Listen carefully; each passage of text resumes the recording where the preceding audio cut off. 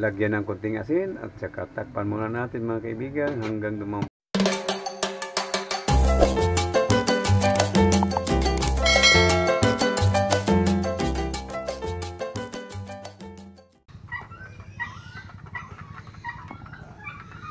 Good morning, good morning, good morning. Magandang araw po. Happy Sunday. At ito ay nagpapakain tayo ng ating mga native na manok. Ay kagagaling lang nating magsimba. At siyempre ay walang ulam at medyo naman malaki-laki na rin itong aking mga alaga. Ay pwede natin bawasan at makakain naman tayo ng sariwang native na manok at gawin nating adobo. At kung sinong gustong bumili ay mga kaibigan, at mura-mura lang po ang presyohan namin dito sa native na manok. Ay dito po ay halagang 230, 240.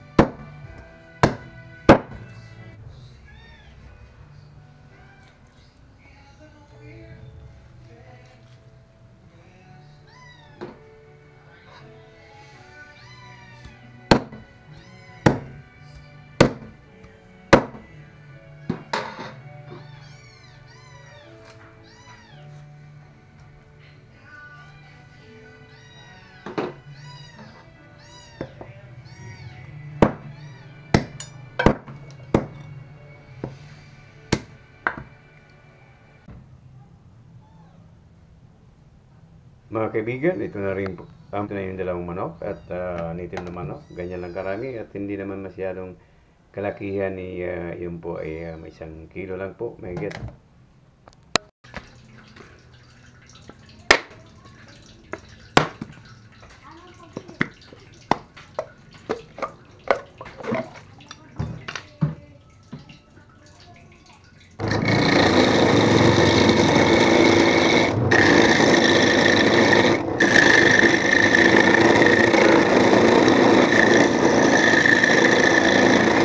At ito na rin yung kinayod natin na nyug. Ito na rin ang mga sangkap natin. Meron tayong tanglad. Ang tawag nito sa Bisaya ay tanglad, ay sa English ay grass. Lemongrass. Lemongrass. At saka mayroon tayong dilaw. Ito ang tawag sa amin ay dilaw, ay sa Tagalog ay luyang dilaw. Mayroon tayong sili at siyempre hindi mawawala yung bawang, sibuyas at mayroon tayong luya. Iyan po ay okay mga kaibigan, simulan na natin ang pagluto ng ating ginataang manok. Mga kaibigan, talagang buhay probinsya. Ayan po ang ano namin ay dito lang kami sa gatong-gatong. Ayan, dahil mas masarap na. Ayan, simulan na natin ang pagluto mga kaibigan. Ayan. Tingnan nyo na lang mga kaibigan. Isa-isa lang yan. Sibuyas, bawang. Kaya mga kaibigan ay napakasarap po tumira sa probinsya. Ay walang problema sa panggatong. Ayan. Grabe ang apoy. Ang dami. Po ang ating native na mga. Wow, yummy. Super yummy mga kaibigan.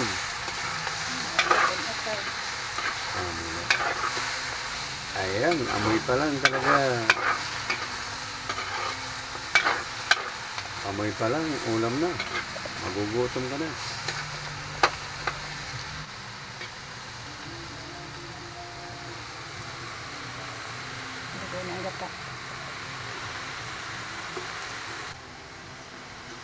Ito po yung unang gata. Huling gata. Kaya, ayan po ang huling gata para lumambot po yung ano natin dahil medyo may katigasan na ito dahil medyo ilang buwan na po itong ating native na manok.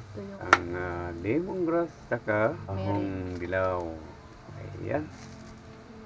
Puro organic. Yan, buhay probinsya, napakasarap talaga tumira buhay probinsya. Basta lang masipag, may alagang manok, may tanim. Buhay tayo.